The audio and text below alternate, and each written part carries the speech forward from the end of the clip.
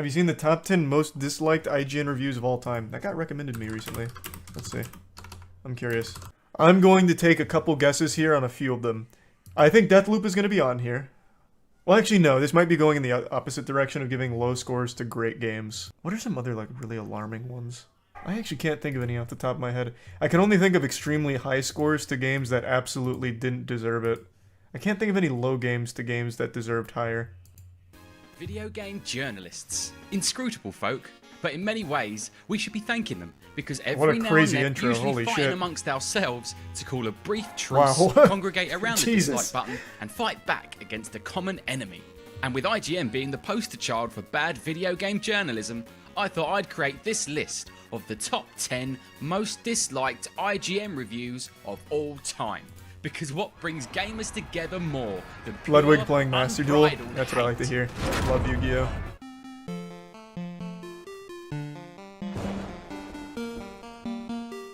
So, coming in at number 10, we have their review of Call of Duty Black Ops 3 from 2015, sitting at a respectable 19,000 dislikes. Why? That's not bad for IGN. IGN once again gave a Call of Duty game a stupidly high score of 9.2 out of 10, with 0 cons. If it has no cons, why not give it a 10 then? See, To be fair, and I will never go to bat for IGN, but to be fair, just because there's no complaints doesn't mean the game is like a masterpiece or perfect.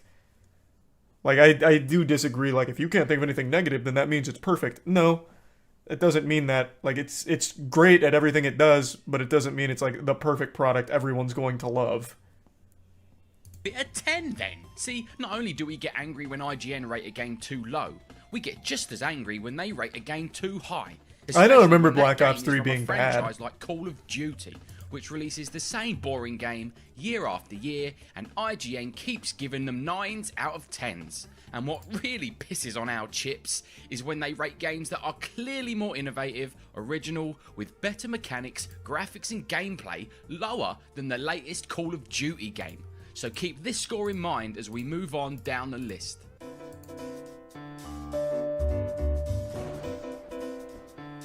I don't remember Black Ops 3 well 9, enough to know we if have their it's... Sonic Unleashed review from 2008. Man, we're with going way back. 20,000 What the dislikes. fuck? The reviewer basically tears the game to shreds. There's one thing you should know about Sonic Unleashed before spending your hard-earned money on it. It's a big piece of garbage. Big piece of garbage. Indeed, That's it's harsh. games like this that make reviewers rethink their lives. Now, It's I not have a that theory bad. when it comes to Sonic games. It's fine. Someone at Sega hates the Hedgehog with all his might, and he's going about trying to sabotage the franchise with these awful games. Yet he still ends up somehow giving the game a 4.5. He claims the jump button is unresponsive, then proceeds to jump over the boost ramp to his death. The jump button can be fatally unresponsive at times, and it's just a lot of trial and error gameplay that can get a little bit repetitive after a while. And his hot take on why he shouldn't have to upgrade Sonic's speed is so fresh. I mean, really, do I need to pay to upgrade Sonic's speed? Shouldn't Sonic be as fast as he can be from the get-go? Isn't that the reason why I bought a Sonic game in the first place? Oh, and you can cleanse people's souls by taking pictures of them.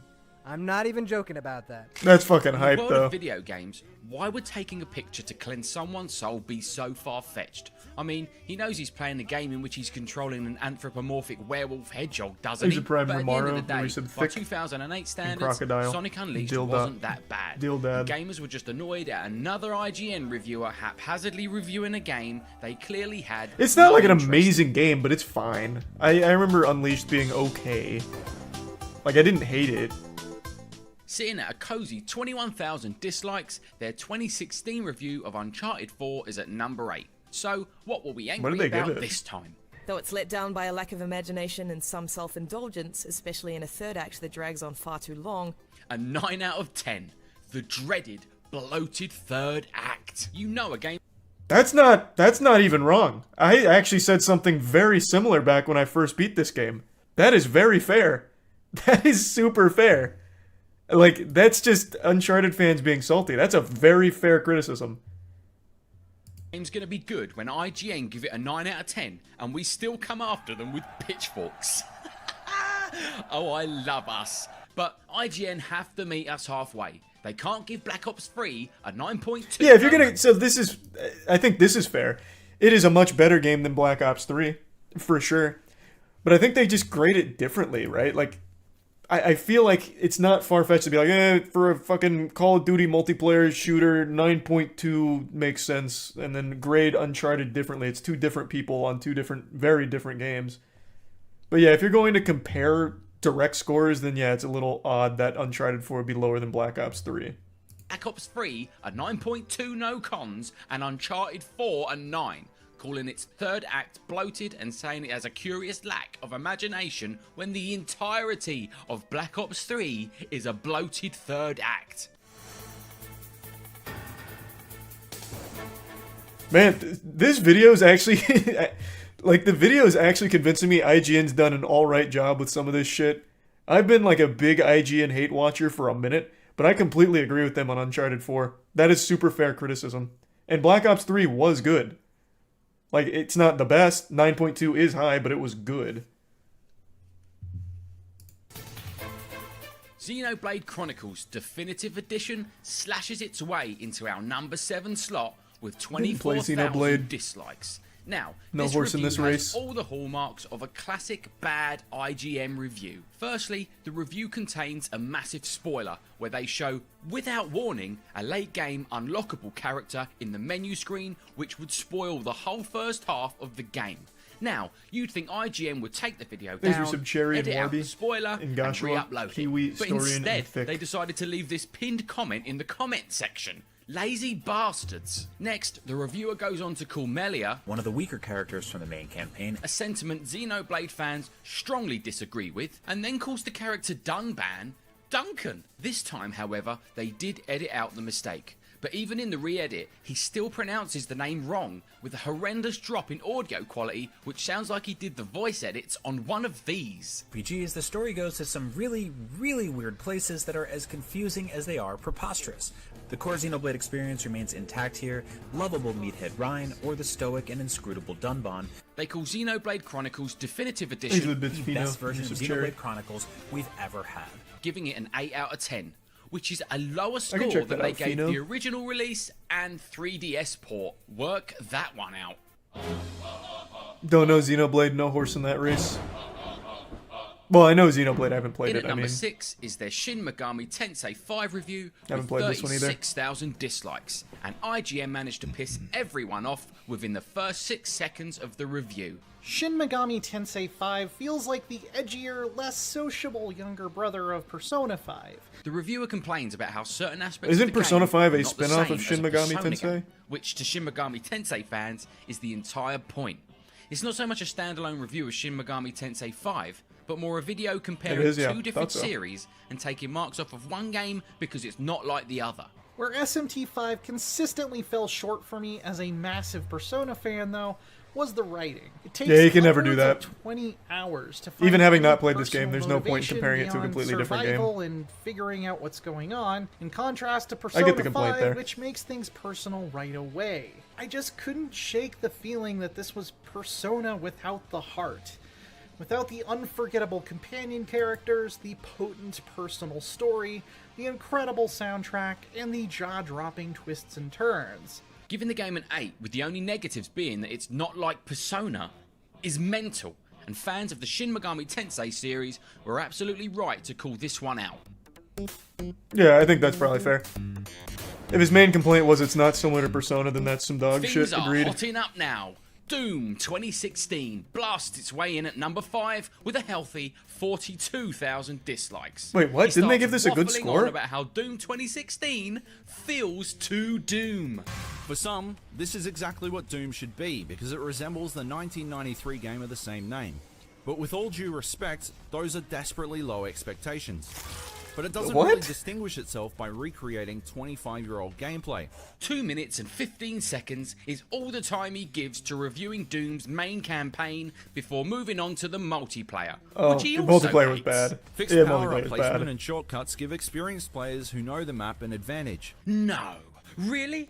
Do you mean to tell me that if players learn the maps and best weapon locations, they have an advantage? This makes the decision Yeah, the restrict multiplayer was access to bad. weapons and That's include fair. a Call of Duty style leveling system that much stranger, because it gives experienced players another leg up with access to better weapons and more powerful demon runes. So, experienced players that put more time and effort into the multiplayer. No, it's even a get access to multiplayer better genre. weapons and items. It's even a multiplayer genre I like, but Doom 2016 just did not do it well. I was not a fan of the multiplayer, and I was pretty excited for it. I even played the beta. Or, was it a beta? What did they release? Was it a tech preview? I don't remember now. It's been so many years. But they released the multiplayer a bit early. It just wasn't that good. I wanted it to be good, though, but it was just, eh. You're blowing my mind, IGN. Blowing my mind. So what was the verdict on one of the best shooters to have come out in the last 15 years? Ooh, that is stinky. A 7.1 out of 10. It still meets What the fuck? Wait, what? They gave it a 7? Yeah, that's some trash. The cons being loadouts and repetitive arenas, so they must have graded it very harshly on the multiplayer, thinking that Doom was mainly a multiplayer title. Yikes. 2016 was overrated. Man, I couldn't disagree more. I recently replayed that too. That game is so fucking good and is still good. And the speedrun goes hard. Eternal's better, but 2016 is still good. 0.1 out of 10. It still meets the high bar Call of Duty fans expect.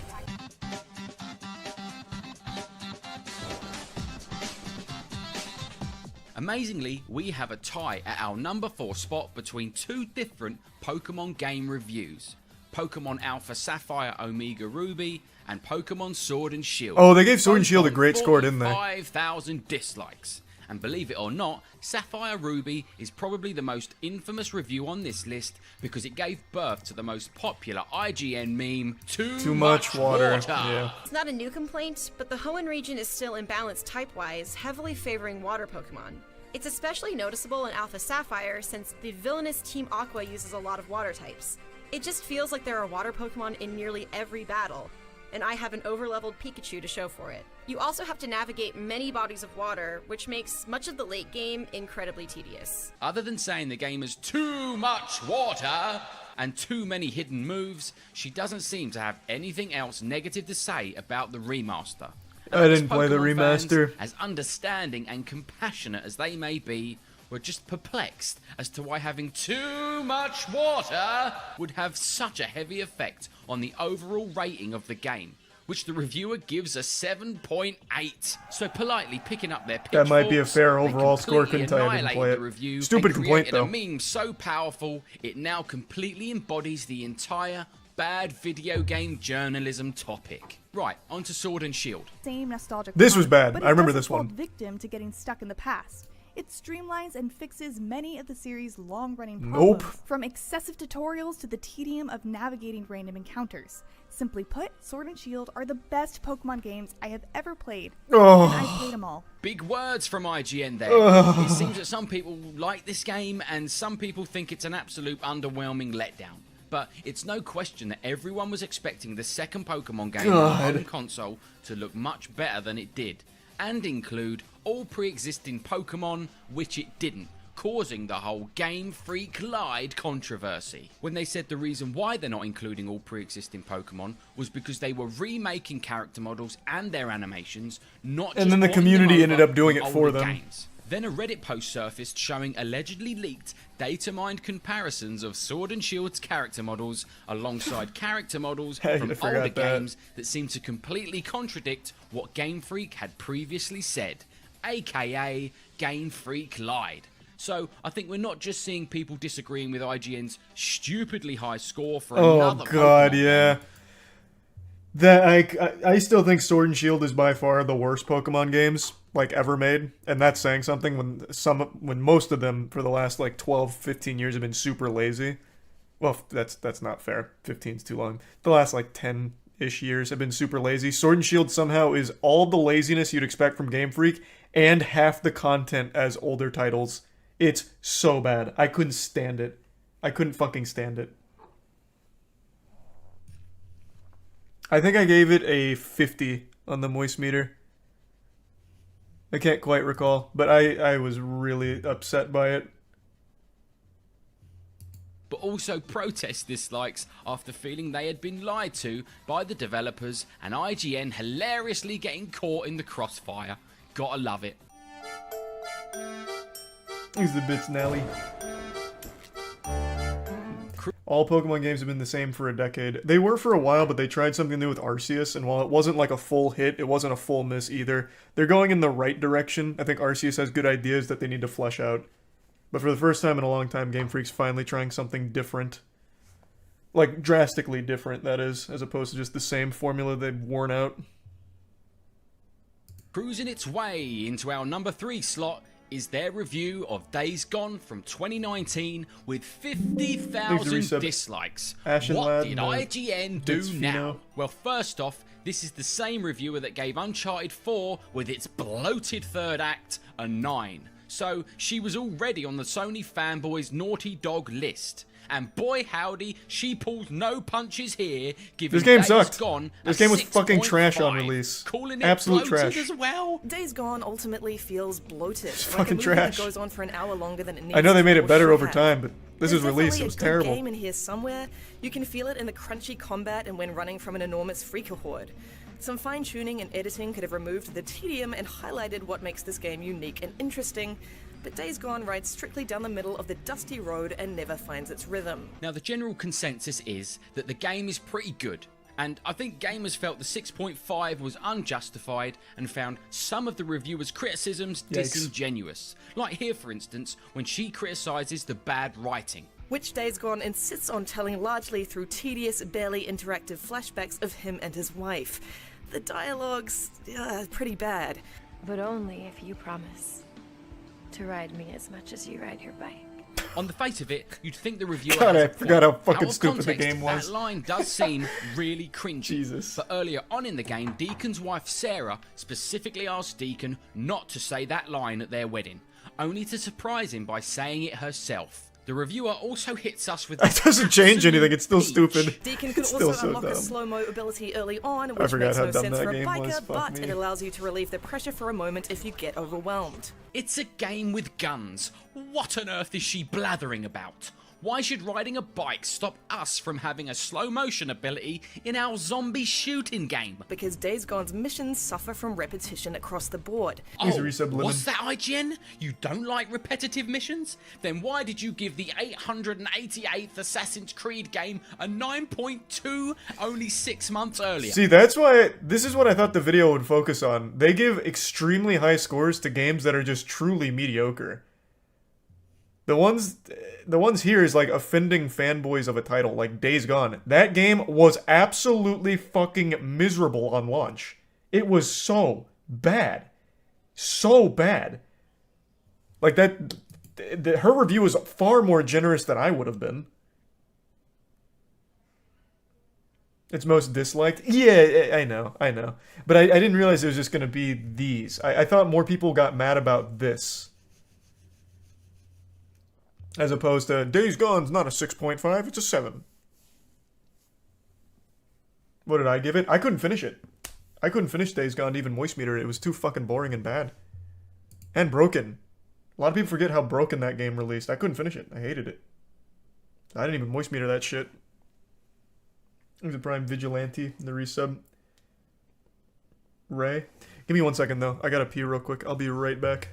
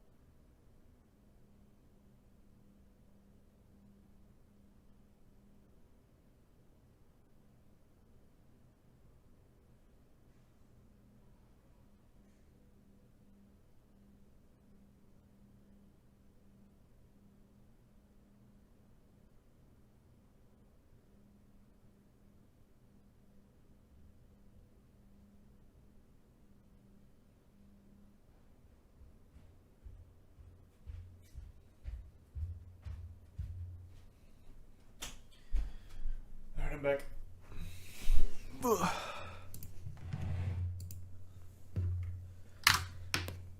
Here's the prime queen and caviar and the resub kelp in Fino.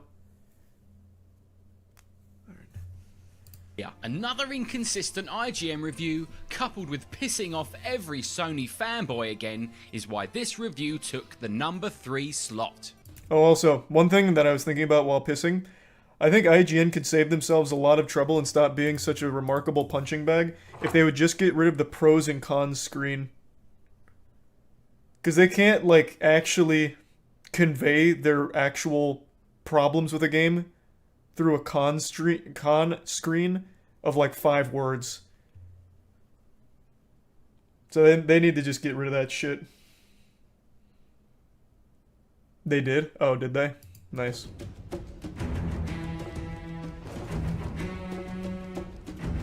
Unbelievably, at number 2, we have a 3-way tie.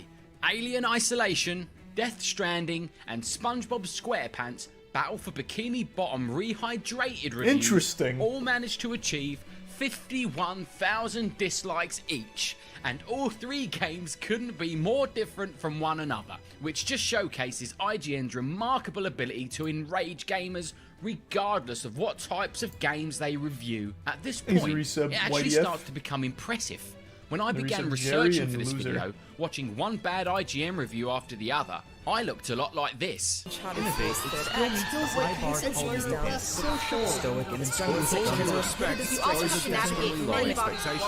by the time I got to the end, on finding out that they'd managed to reach 51,000 dislikes on 3 separate occasions, the agony and pure frustration started to melt away, replaced by amazement and a cheerful, bubbly, light-hearted sense of childlike wonder. So, how did IGN manage to rack up 153,000 dislikes across 3 reviews? Well, a good start would be giving Alien Isolation a 5.9 out of 10. But when the genuine scares of being hunted by an unstoppable predator are so diluted by repetition and padding, Isolation's epic length really does work against it. That's real bad. Someone is going to make an incredible Alien video game that checks every box. But sadly, Isolation is not it. Needless to say, gamers were outraged, and judging by the comment section, still are. And rightly so. It's one of the most atmospheric, tense, yeah, that is like actually one of the better horror games ever made. Even 8 years after its release, it's still better than most, if not all, of the crappy horror shovelware games you'll come across today. And it didn't help that IGN gave Goat Simulator an 8 out of 10 6 months again, earlier. You can't keep comparing 2 wildly different reviewers and wildly different games and their scores. That is an actual nothing burger. But yeah, this is a terrible, terrible, terrible review for Alien Isolation. Laughable criticisms the reviewer makes is how he was killed, even though he was motionless and out of sight. Fright dissolved into frustration as I got killed from behind for the umpteenth time, even as I was crouched motionless and out of sight in an air duct. But leaves out the fact that he was holding the motion sensor that alerts aliens to your position, which the game makes perfectly clear, and it's just another case of IGN getting the completely wrong person for the job. A mistake they also made with their review of Death Stranding, which they gave a 6.8. Certain landmark games in recent years, a little low, but I agree. I didn't really like Death Stranding. I loved the atmosphere. I even liked a lot of the narrative, as confusing, convoluted, and messy as it was. I just thought the game overall was fucking miserable to play. A game I will never ever even remotely consider touching again. You gave it a 50? I don't think I gave it a 50. I thought I gave it a 70. I'm going off memory. I might have given it a 60. I think I was in the 60 to 70 ballpark. I can't fully recall. It's an absolute terrible game from a gameplay perspective. There's nothing fun about it. There's nothing enjoyable about it. And the tedium isn't there as like a lesson or a deeper meaning. It's just tedium for the sake of tedium. Fucking hated it. Hated the gameplay. Legend of Zelda Breath of the Wild and Red Dead Redemption 2 have managed to successfully tread the line between the rigidity of realism and the exhilaration of pure escapism. Death Stranding possesses similarly lofty ambitions, inventive ideas, and a sprawling, spectacular map, but it's all been saddled on a backbone made of repetitive mission design and arduous traversal that simply can't support its weight over Tier 1 yummy in the prime, journey. Tony. This review apparently isn't for everyone. Perfectly balanced. This man plays RuneScape and thinks Death Stranding is boring? Yeah, but I'm under no delusion that RuneScape is fun. At all. It's not. Maxing is one of the most miserable things I've ever done in my life. I don't defend the RuneScape grind. Quite the opposite. And now you're really grasping at straws. Death Stranding is straight up fucking miserable to play. And, you know, in fact, I compare it a lot to RuneScape. Tedium for the sake of tedium. Grinding, rune crafting, I think I've spent the better part of like 250 hours over the last 2 months on rune crafting. And that's how it feels in Death Stranding. Just point A to point B a million fucking times, traversing slowly, maybe setting up your zip lines to make it a little bit quicker, but not by much. I set up an elaborate network of zip lines to try and make it quicker in my playthrough, and it didn't improve it much. It's just fucking miserable to play. But there always was at least somewhat of a payoff with a really interesting world and story to it. Everyone. And it's definitely a game you have to be in the right mood and frame of mind to play. Which, if you are, there's no doubt you'll find the 6.8 score absolutely ridiculous. And even if the game's not for you, I'm sure you'd still be able to appreciate that Death Stranding is a truly unique AAA one-off experience from one of gaming's living legends, Hideo Kojima. And lest we forget, in the very same month, in the very same year, they gave Pokemon Sword and Shield a 9.3 out of 10. Okay, last game in this three-way tie. SpongeBob SquarePants Battle for Bikini Bottom Rehydrated. How is it even possible to get 51,000 dislikes on your review of a remake of a 17-year-old mediocre SpongeBob SquarePants platformer that PS2 kids remember fondly? Well, from what I can tell, his main problem with the game is that it feels like a remake of a 17-year-old mediocre SpongeBob SquarePants platformer that PS2 kids remember. That's exactly fondly, what people wanted. And it doesn't feel as good as the Crash and Spyro. I don't remember what he gave it though. Accompanied by some imaginative improvements, but those few bright spots aren't enough to bring Battle for Bikini Bottom's passable but simplistic gameplay up to the standard of a 2020 platformer. That wasn't the point. Let alone impressive Missed recent the point. remakes like the Spyro Reignited trilogy. All three playable characters, Man, what? SpongeBob, Sandy... That's a weird comparison because Spyro just did exactly what SpongeBob did. They just kept everything intact. The thing is with Spyro, they're just a better game. So it ages a little bit better. Battle for Bikini Bottom's still like just a fun, old school, nostalgic game though. and Patrick have the same repetitive few lines of dialogue that they bleed out after finding collectibles, grabbing health, or hitting enemies. I feel like a new sponge. Oh, sparkly! I love opening presents. By the 30th time I heard them, I just wanted to stop playing. He then goes on to call the remake of a 17-year-old mediocre SpongeBob SquarePants platform Dated, I that bet. PS2 kids remember fondly. Get this, too kid-friendly. Battle for Bikini Bottom is an incredibly easy platformer with only a few truly challenging sections thrown in. The difficulty jump in levels like SpongeBob Man came in here expecting something very different. Such whiplash from the rest of the adventure.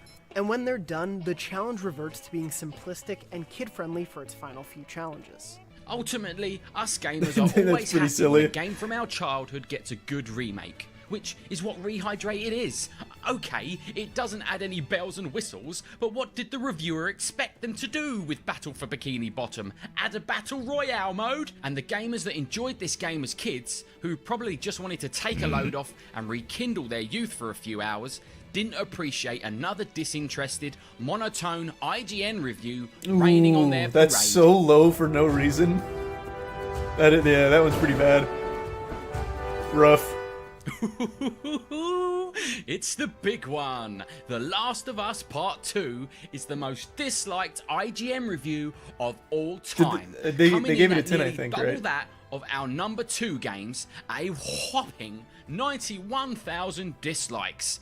Spoiler alert, covering the build-up and leaks and the controversy around this game is another video entirely, but let me just cover the main kick in the balls. The first game is one of the most loved and critically acclaimed games of all Masterpiece, time. No fucking question. masterpiece. Not just for its graphics and gameplay, but for its storytelling, dialogue, and the relationship that develops between the two main characters, Joel and Ellie. and as the credits rolled on the first game, the 7-year-long wait for the sequel began. Then about a month prior to The Last of Us 2's release came the leaks, with one leak towering above the rest. The leak was a cutscene of Joel. In IGN's defense, once again, no matter what they would have given this game, they were fucked.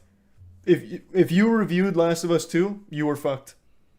No matter what. If you loved it, you get fucked. If you hated it, you get fucked. There has never been a more contentious title, a more divisive title in the history of gaming. There is not a single one that even comes close. People feel very strongly on both sides, so no matter what, your opinion was going to be incendiary.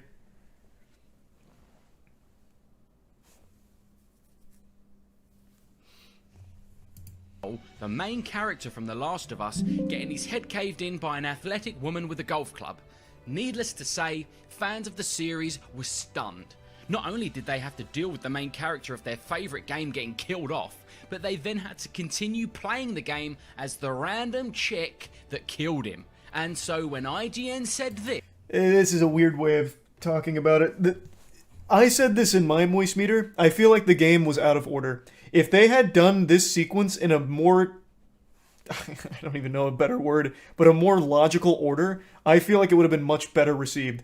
Every beat that the story hits is a fine beat in a bad spot. There was no reason to start with what happened. I'm going to try and avoid spoilers because I'm sure there's still people that want to play it. Like, there was absolutely no reason to start there and then make you, like, hate playing as that character the whole time. It feels weird. You had, like, if you didn't... Man, it's so hard to fucking get the thoughts across without the spoilers.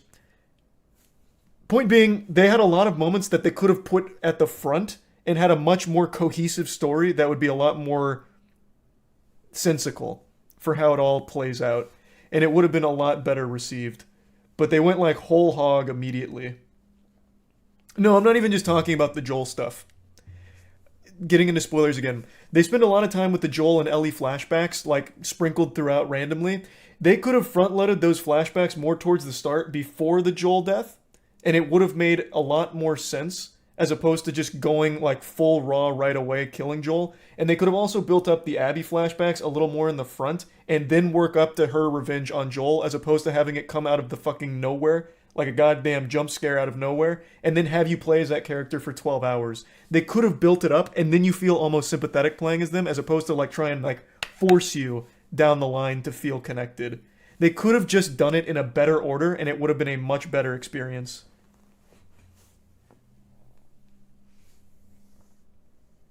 And that's what I said in the Moist Meter, too. Like, it just felt out of order. But while Part 2 is a thrilling adventure, it still makes time for a stunning, nuanced exploration of the strength and fragility of the human spirit. The PlayStation 4 has one of its finest exclusives in one of the generation's best games. Personally, I only liked the first game. I mean, it was brilliant, don't get me wrong. No need to dislike this video. Wouldn't that be ironic? But once I finished it, I didn't feel the need to ever play it again. We're not talking about Beautiful Joe here, let's be real. And whether or not The Last of Us Part 2 deserves weird comparison. to be the Beautiful main Joe slaps, though. of the most disliked IGN review of all time is up for debate. But what's not up for debate is that IGN continue to be the worst source of video game reviews on the internet. And I am very openly not an IGN fan, but there is much worse.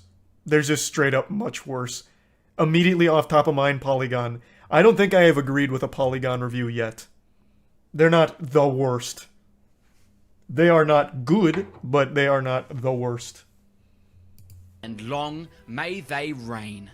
Thank you all for watching. I've been the Is Kotaku even like a legitimate if you want to see more game review site anymore? Like this, and let me know what I don't even see the reviews pissed anymore. you off the most in the comments. For me, it's Greg Miller's review of Zombie U. But for now, Zombie U is a one-dimensional whack-a-mole title with some clever ideas that never really come together. Which lives in my head rent-free. Anyway, take it easy, and remember, never add too much water. And as always, hasta la vista, baby. Thanks, the resub ability. That was interesting. I wouldn't have expected those to... Well, some of those I would have expected to be on there. I really thought more people got upset about the extremely high scores to undeserving titles, but there was only 2 of those cases in there, which is weird. Kotaku got disbarred from video games after the PS5 review. Oh, I forgot all about that, actually. I'm pretty sure I made a video on the old Kotaku PS5 review, didn't I? Here, let me see. This was going back. I mean, I did make a video on it called Horrible Review of the PS5. I'm not just going to play my own video, though.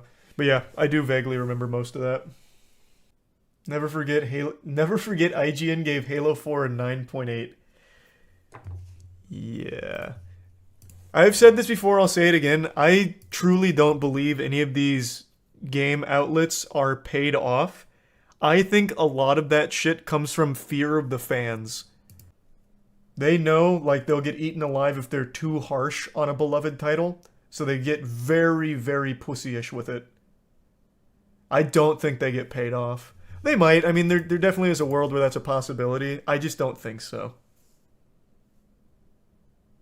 I really think it's more of just, like, the fear of being attacked by fans on Twitter or some shit. Have I ever given 100 on the Moist meter? Not yet. There's a couple things I would have, though, if they came out today, like Breaking Bad. 1 week till it might change. Yeah, Elden Ring wasn't far off. God of War Ragnarok, who knows? Maybe that could be the first 100%. God of War 2018 was super close to just being a perfect game, but the main drawback was just there's only like 4 enemies, and there's, I think, 3 boss fights, and everything else is just repeated. So it gets extremely stale just fighting the same shit a million fucking times. And the pacing was a little odd, but the game is super close. So I know Ragnarok fixes that. They have actual boss battles, they have actual enemy variety, and I imagine the pacing is going to go fucking hard considering where the 2018 leaves off. So, I mean, there is a chance that could be 100%.